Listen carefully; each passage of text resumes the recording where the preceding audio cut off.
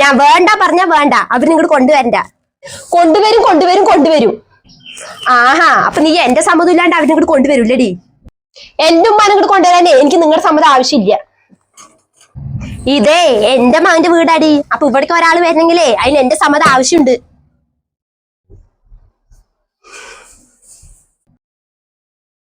നിങ്ങൾ ആ പറഞ്ഞ മകന്റെ ഭാര്യ ഞാന്. അപ്പൊ ഇത് ഞങ്ങളുടെ വീടാ. പിന്നെ നിങ്ങളുടെ വീട് ഈ സ്ഥലേ ഞാനടി എന്റെ മകനിക്ക് കൊടുത്തതേ. അപ്പൊ നിന്നെക്കാളെ അവകാശേ എനിക്കവിടെ. എന്നാ പിന്നെ ഈ സ്ഥലവും കെട്ടിപ്പിടിച്ചോണ്ടിരിക്കായിരുന്നില്ല നിങ്ങക്ക്. ഈ സ്ഥലത്തെ ഇങ്ങനെ ഒരു വീട് ഉണ്ടാക്കിയതേ എന്റെ സ്വർണ്ണം മുതലും വിറ്റിട്ടാ.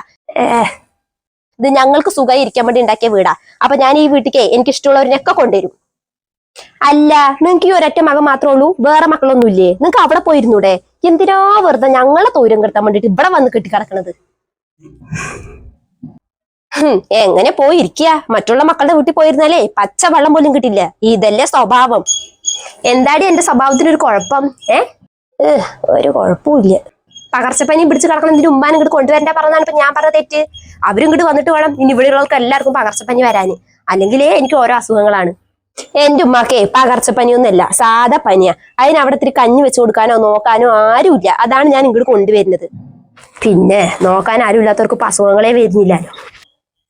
എന്റെ ഉമ്മാനിപ്പൊ നോക്കാനേ ഞാനുണ്ട്. സ്വന്തം മകളുണ്ടാവുമ്പോഴേ ആരും ഇല്ലാത്ത പോലെ ഇരിക്കേണ്ട ആവശ്യമൊന്നുമില്ലല്ലോ.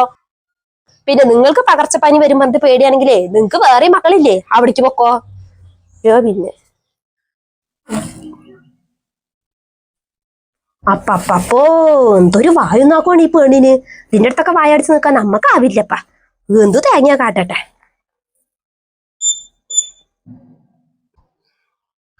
ഉമ്മ ഇപ്പൊ എങ്ങനെയുണ്ട്?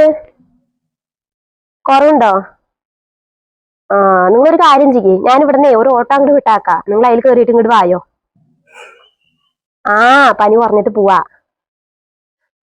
പിന്നെ കുറച്ചു ദിവസം ഇരിക്കാനുള്ള തുണികളൊക്കെ ആക്കിക്കോട്ടോ. മരുന്ന് എടുക്കാൻ മറക്കണ്ട. ശരി എന്നാ, റെഡി ആയിരുന്നോ? ശരി. ശാപം.